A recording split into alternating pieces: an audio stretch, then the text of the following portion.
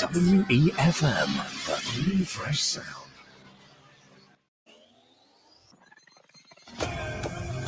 Rise and shine. Let's get ready to take on the day. Activated Mornings on WEFM 99.9 is on now.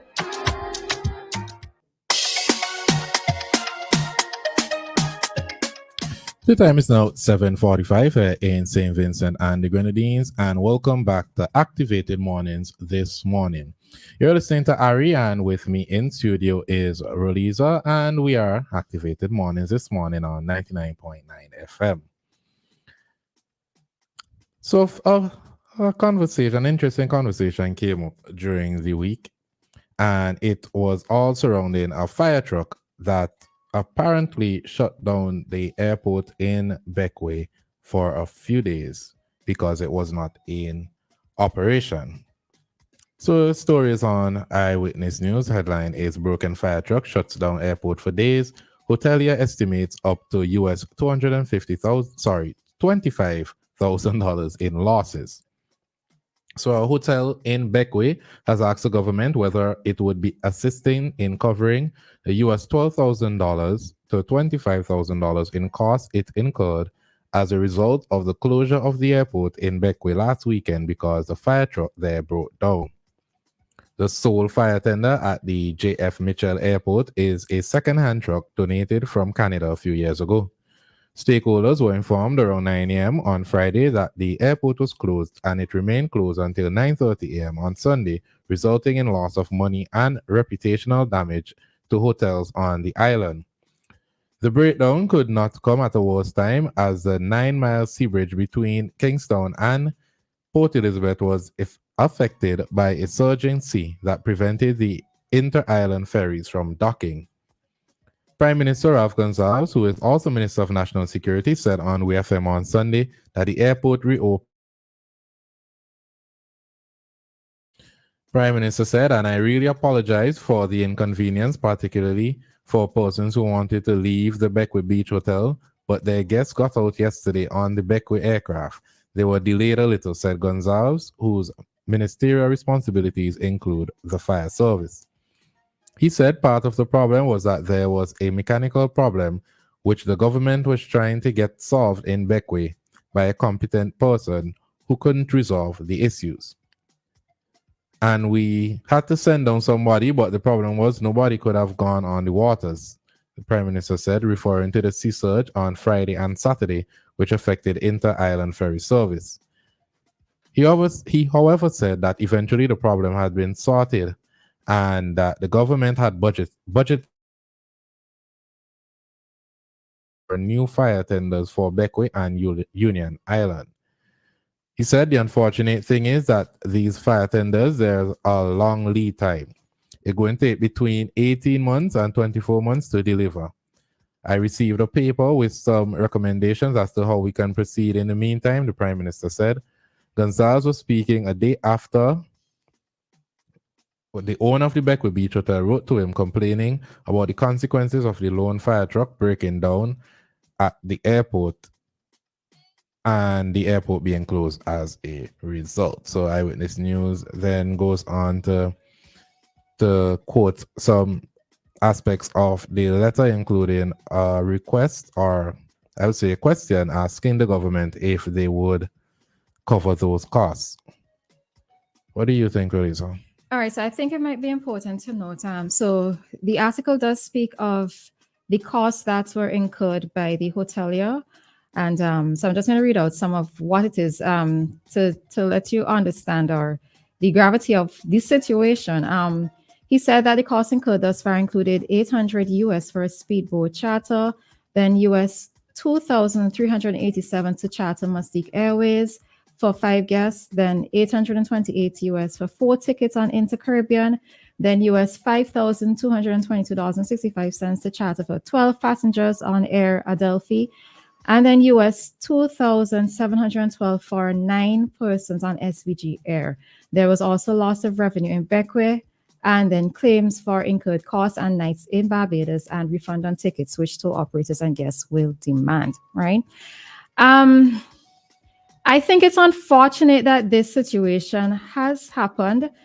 Out of the article as well, too, apart from the fire truck not being in service or needing to be repaired, another point that came out of it, well, I didn't even realize that Becky only had one fire truck.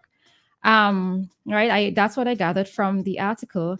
And along with that, it seems as though the fire truck is not housed in a like a garage in a sheltered area. So it's also going to be exposed to the elements, which may or may not have contributed to whatever the problem was, right? Um, and I think this puts the question or causes to come to mind the Grenadine Islands in particular. Now, it's ironic or coincidental that the same time that the fire truck was not operational, boats also could not enter and leave Beckley because of the surges, the sea surges that were happening.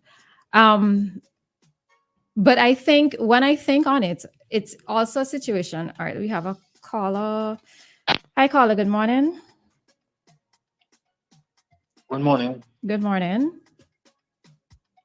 So our fire service hasn't been upgraded in the last 40 or more years, from the Labour Party government to right to the NDP to the present. So going forward, I would love to see the NDP put something in their policies. You would like of what plans 40 they have years don't to- sound accurate at all. 40 years and they haven't upgraded the fire trucks. Well, it's more than 40 years. I'm just putting 40.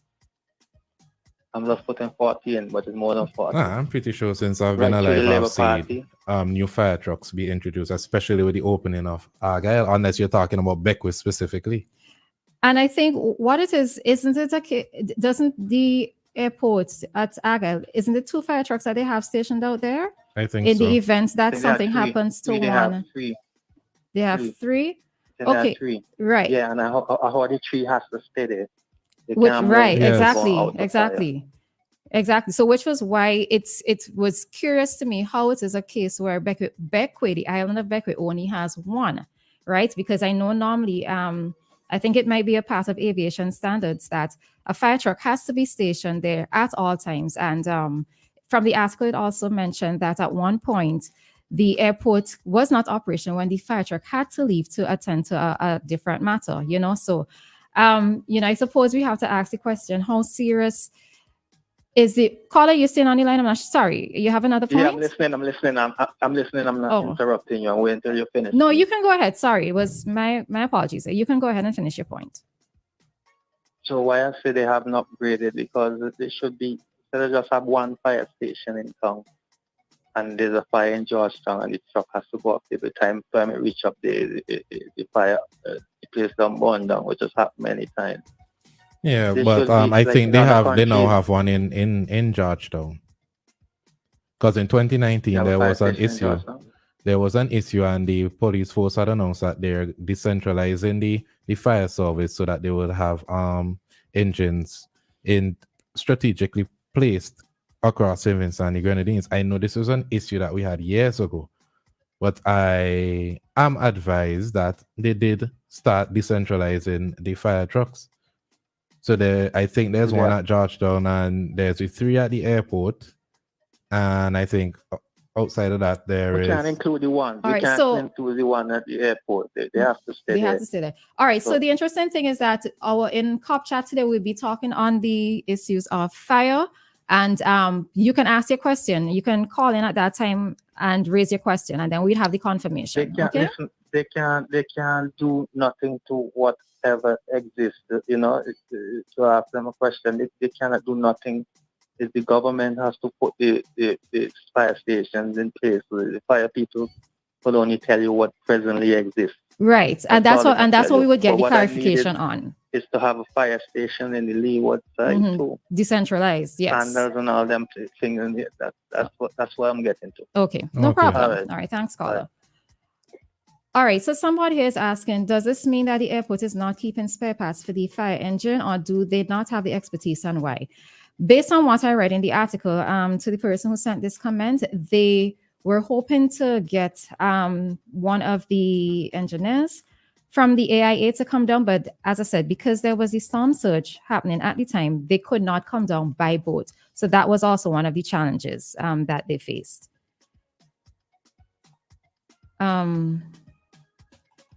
Okay, Ari, you actually didn't give your thoughts on it.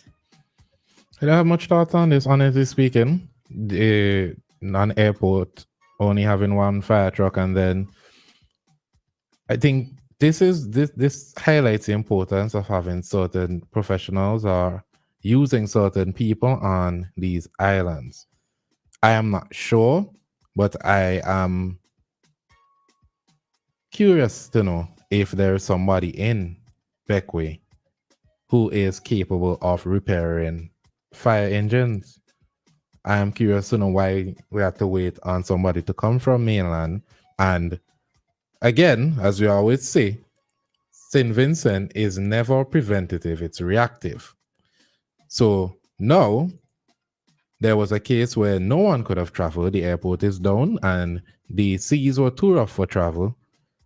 So the airport had to be shut down. This should have been something we put forward in risk management. This is something that should have already been in place in the event that you know that there's one fire truck. Why wasn't something put in place in the event that the fire truck broke down or had troubles? Why is there only one fire truck on the island? Mm-hmm. I think that to me, that was the more important question. How is it that there is an airport, a fire truck is supposed to be stationed at the airport, but the island itself only has one fire truck? To me, that is what is a bit and it begs the question as to whether or not the other islands, Union Island, Worth, Canawan, Mustique, those islands that have airports, do they have something in place in case something goes wrong with their fire trucks stationed at the airport? We don't know. Yeah. And coming out of this story though, so while it is, yes, it's not the best of a situation that happened, I suppose that I need to give commendations to the hotelier for trying his best, and it's all part of customer service as well.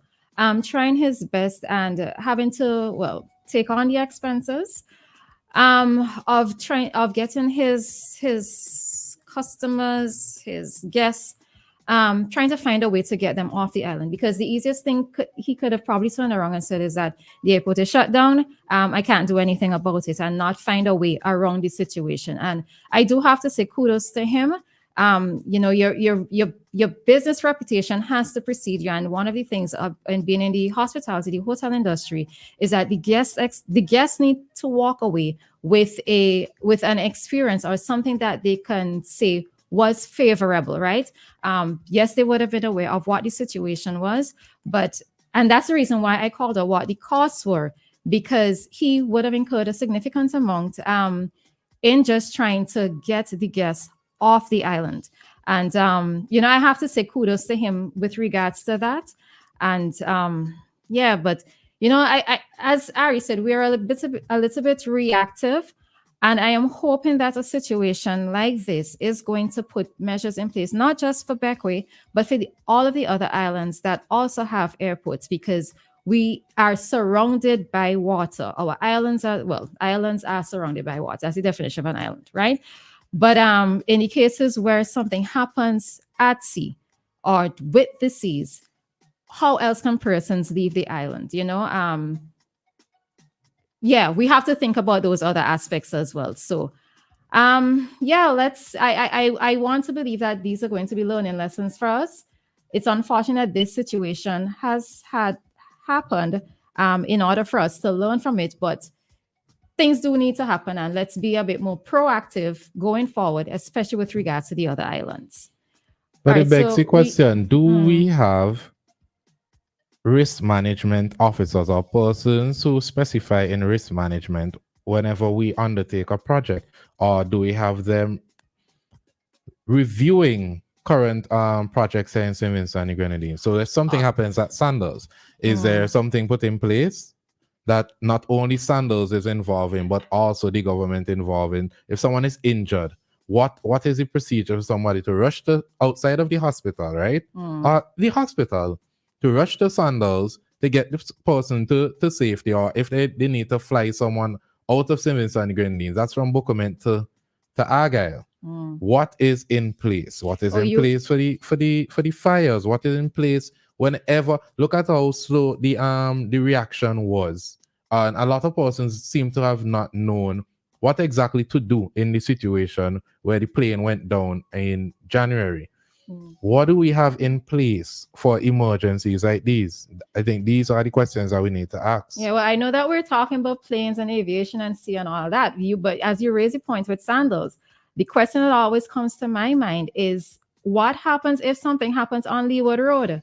If there is an accident on the road to Leeward, because as we know, for the most part, anything happens along Gibson Corner, anything happens along Lomans, we're locked in on both sides, whether to leave Kingston or to come into Kingston. What is going to happen in those situations? Exactly. You know, and I mean, the thing of it is that, and this is one of the points that I always try to make, right? We are not supposed to be doing things to necessarily just accommodate visitors, right? And I'm not supposed to be making this point just because it's Sandals that is going to be located on the Leeward side. The thing of it is that we as motorists have been impacted by situations occurring on the Leeward Road on a repeated basis. You know, so it shouldn't even have to take me using Sandals as an example for something to be done. And I think, I mean, I'm just using this opportunity now that, you know, I'm here speaking on it in terms of contingency plans. You know, what is there that's going to be put in place?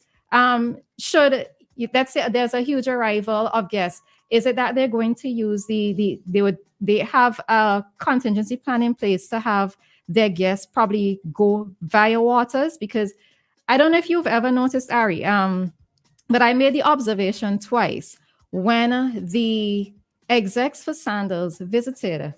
The two videos that I saw, I'm not sure if it happened on every occasion, but two videos that I saw, they arrived by sea. They arrived at the resort by sea. They did not come by land, you know, in terms of traveling our roadways. And it made me question, was it a case where they thought that it might be safer, or was it going to be quicker, whatever, you know? But it was just an observation that I made. So maybe it might be a case where they have a contingency plan in place. Let's say if something happens on the Leeward Road, there is probably going to be a way to get their guests to the sea, guests to the resort by sea. But it's still we still have to wonder, given that a big resort is going to be opening very soon, what's going to be happening with the roadways and the one road system on the Leeward side? So I'm glad that Releaser brought that up. Yesterday around 3:20 and 3:30, I was leaving Kingston and I was behind a trailer truck. Now, I'm driving behind this trailer truck and I am watching this driver do complete nonsense for the past, I would say, 5 minutes leaving Kingston. And it was just nonsense he was doing. Then finally, when he got to Lomans, he tried to take a corner without blowing his horn. And the irony is, another truck was coming up who also didn't blow his horn. The corner right below the cemetery there. So the two of them are now stuck in this corner because the trailer truck can't really take the corner properly because the other truck is up on him, and the other truck can't really make way for him because I would send him in the gutter. Now, they were struggling with this for 3 to 5 minutes until I think I was right behind the truck, so I reversed a bit and the person behind me reversed, giving the trailer room to move. But what if an emergency had happened? What if an ambulance was trying to make its way to Kingston and got stuck there? So I know there's the Great House Road that you could have used, but how would the ambulance have turned around if it is that there was a buildup of traffic on both sides? And the sad thing is, it's normal for us on the Leeward side, you know? Yep. It's not supposed to be normal, but it's what it is, you know? But maybe let's hope that with Sandals, as I said, coming on stream, maybe an alternative, looking for, what's what they're looking for? Alternative measures will be put in place to deal with the traffic situation on the Leeward side. Contingency plans. Still goes back to contingency plans. All right. The time now is 8:05 in St. Vincent and the Grenadines, and your time check was brought to you by New Haven Funeral Home. Death is a fact of life.